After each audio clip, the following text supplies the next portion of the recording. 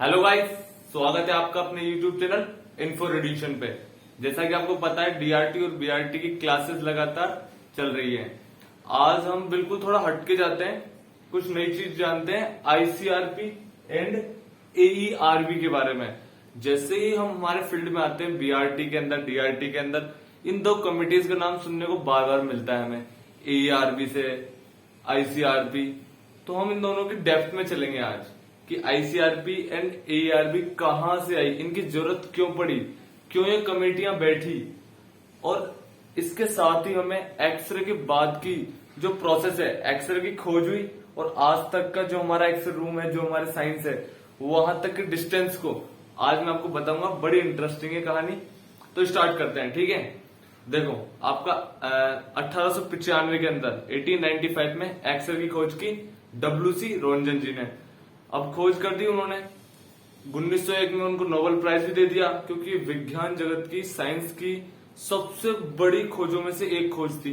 पूरी दुनिया में तहलका मच गया था कि एक ऐसी किरण खोज ली गई है जो शरीर में से आर पार जा सकती है, इमेज बना सकती है। तो इतना पता चलने के बाद जो बिजनेस माइंडसेट वाले लोग थे, उन्होंने इसका जगह जगह यूज करना स्टार्ट कर दिया।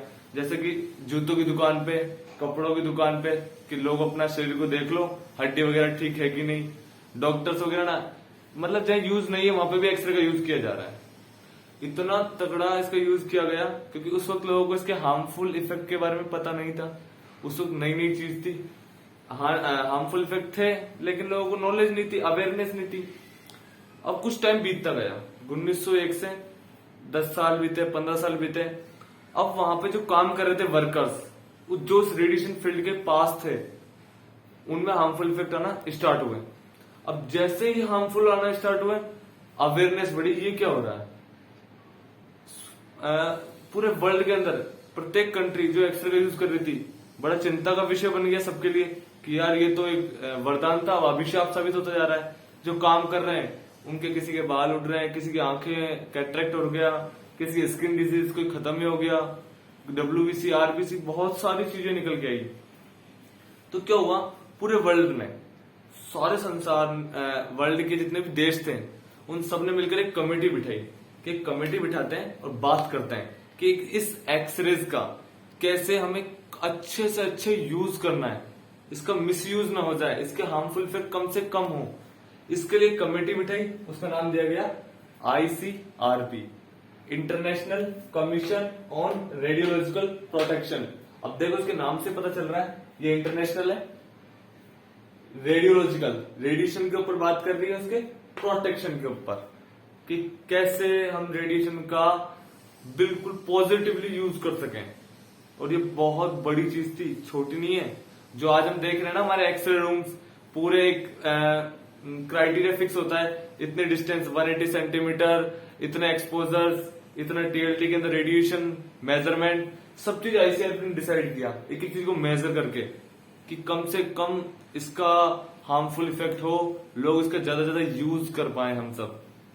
तो ये आईसीआरपी, ये 1928 में, अब देखो यहाँ कमाल की चीज आती है, 1928 के अंदर ये बनी। इसका हेडक्वार्टर था कनाडा के अंदर। कनाडा है अमेरिका के जस्ट पास में, वहां पे कनाडा हो। तो आपको कहीं मौका मिले तो कनाडा जाए तो इसको जरूर देख के आना। अब आती है इंडिया की बारी। अब आते हैं इंडिया के ऊपर। अब देखो, इंडिया और वर्ल्ड में कितना अंतर है। 1928, 1983। साइंस के फील्ड में हमेशा इंडिया पीछे रहा है, क्योंकि ये इंफॉर्मेशन फीड करना सिखाते हैं दिमाग के अंदर। हमारा एजुकेशन सिस्टम ऐसा बन गया है जहां आपको केवल किताब की नॉलेज, एक बस उसको पढ़ना है या दिमाग में रखना है, एग्जाम के टाइम उसको उतार देना है। तो हमें ऐसा नहीं पढ़ना है यारों, हमें साइंस को पढ़ना है, समझना है चीजों को, ताकि हम और एक्सप्लोर कर सकें।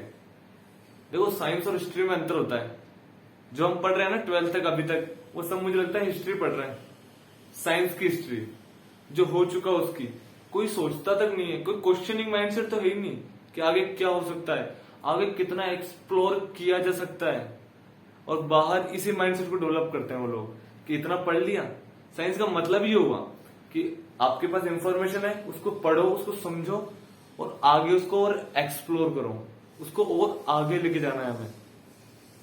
तो मैं उम्मीद करता हूं मैं और आप मिलके समझ के और आगे बढ़ेंगे। ठीक है, अब आते हैं इंडिया के ऊपर AERB। वर्ल्ड में ICRB, इंडिया में AERB। एक BARC भी है, भाभा एटॉमिक रिसर्च सेंटर, उसके ऊपर ही बात करेंगे हम। पर आते हैं अभी AERB के ऊपर, atomic energy regulatory board. India के अंदर ये एक तरीके से मेजर करता है चीजों को। आप कोई भी डायग्नोस्टिक सेंटर, थेरेपी वगैरह कुछ भी करेंगे, आपके TLDs वगैरह, AERB मतलब man head of this radiological department of ओ। तो ये 1983 में स्टेब्लिश हुआ। अब देख लो कितना अंतर है। ये डिसाइड करता है अब जो भी लैब वगैरह खोलोगे तो BARC और AERB, जिसमें से AERB पहले था। तो इस AERB को समझना और जानना जरूरी है, और मेन चीज इन दोनों के बारे में इंफॉर्मेशन रखना।